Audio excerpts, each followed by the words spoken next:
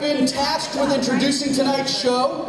However, before I begin, I have also been tasked with the issuing of 2 announcements. Announcement the first. Tonight's performance is released under a Creative Commons Attribution Non-Commercial Share-alike license. If you do not know what that means, please ask the nearest nerd, who is likely sitting next to you. You are all welcome to film, record, transcribe, and redistribute tonight's performance. But please, apply the Attribution Non-Commercial Share-alike license so I don't have to use a screen cap to grab the picture off of your Flickr stream guy in Portland. And ensure that your recording method of choice does not interfere with the ability of the people around you to enjoy the show. Announcement the second. On behalf of all of the performers, I must also ask that you refrain from the use of flash photography from now forward. Because it tends to get us from now forward. No, from then, from 2 minutes ago forward.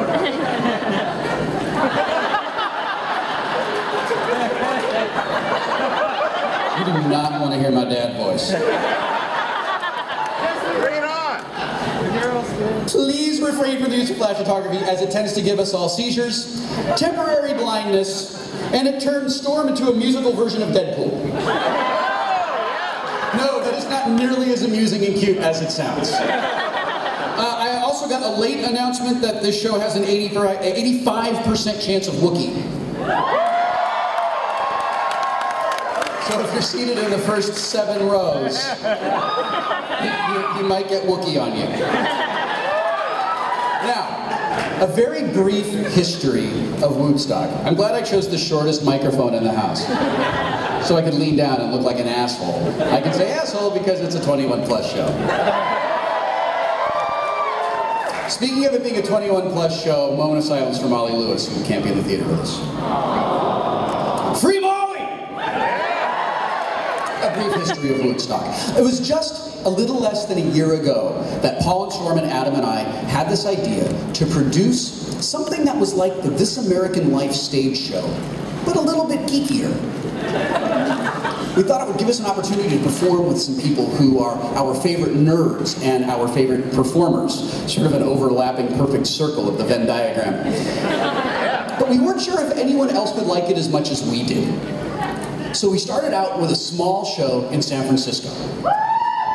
That show sold out and sank into the swamp. So we did a second show in San Francisco. That show sold out and sank into the swamp.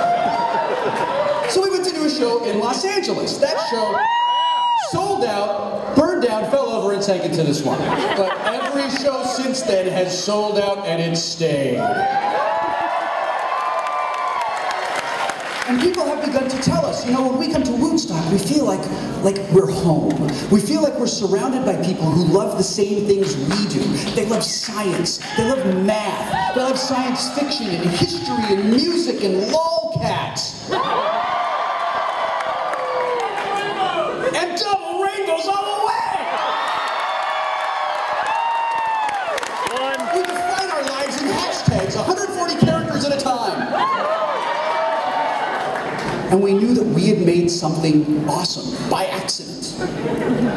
So we began to plan more Woodstocks. We laid a calendar out in front of us. Well, there was a big red X through July. We couldn't do a show in July because we were all going to be at Comic-Con. Wait a minute. We're all going to be at Comic-Con. A lot of really cool, interesting, entertaining, intelligent people we know are also going to be at Comic-Con. Hey guys! Do you think anyone will come if we do a show?